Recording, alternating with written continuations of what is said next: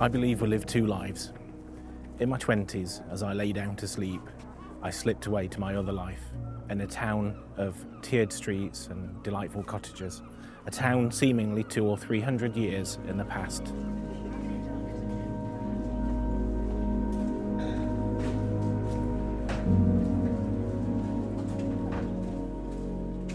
In my teens, I'd experimented with lucid dreaming, which is the practice of mentally preparing yourself to become consciously aware when you're dreaming, and then to be able to control the dream. Ever since then, my dreams have been hyper-real cinematic experiences. Some doors, when opened, can perhaps never be closed. I first visited Whitby in my 30s. As the car summited the last hill and Whitby lay before me, I knew I was coming home. Maybe you visited a place before and felt a strange affinity for it, a kind of magic or sacredness. Celtic Christian tradition has a term for this, a thin place.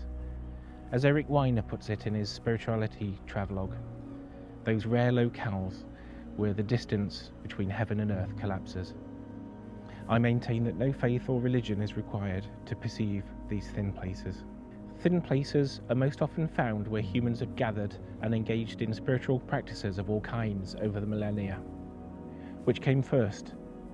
Perhaps the thin place drew the humans here, or perhaps it was their spiritual practices and devotion which thinned the barrier between this world and the beyond.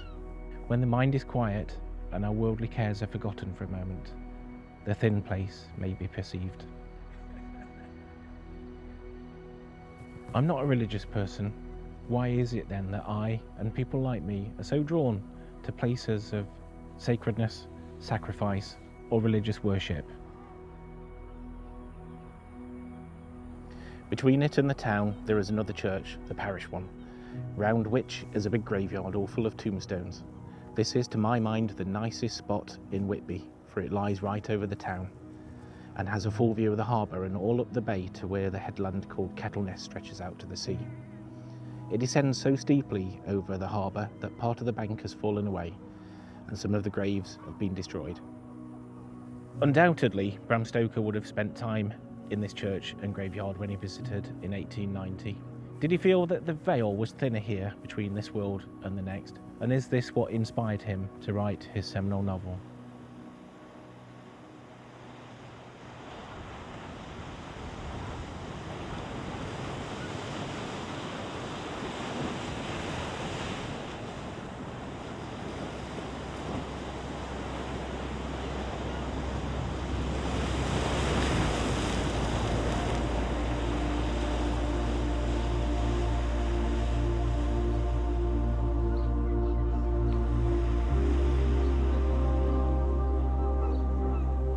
Frank Meadows Sutcliffe's photographs are a portal in time.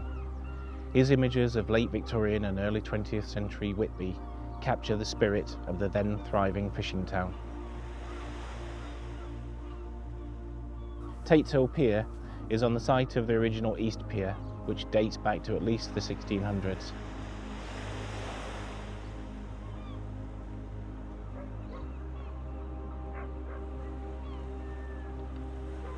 It's from here that Frank Meadows Sutcliffe would have taken this image of the shipwreck Dimitri, which inspired the name for Bram Stoker's Demeter, the ship which famously brought Dracula into Whitby amid mysterious enveloping fog.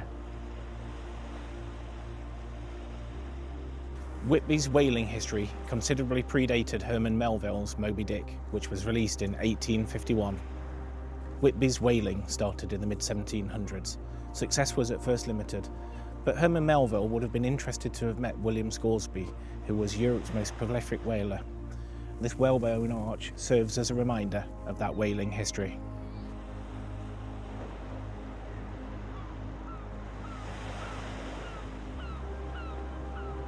William Scoresby would have been just 8 when Captain Cook set sail for his first voyage for the Pacific Ocean in 1868. Captain Cook, Whitby's most famous son, learned his trade as a seaman here in Whitby, and it is clear that Whitby helped shape the future of a nation.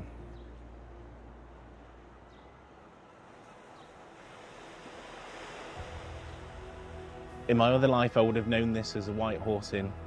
In 1828, a forced name change saw it become the Black Horse Inn of today.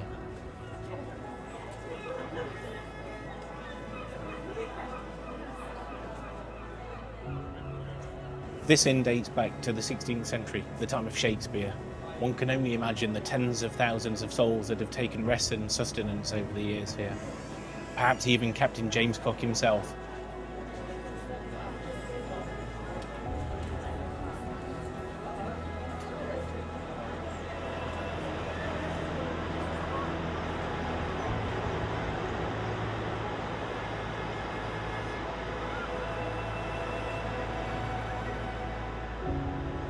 It's a long time since my dreams have taken me back to the Whitby of the 16th or 17th century. My half dozen or so trips per year here satisfy for now that urge to belong here. But my heart tells me that I'll complete the circle one day and live here again. But that's a chapter of my life yet to be written.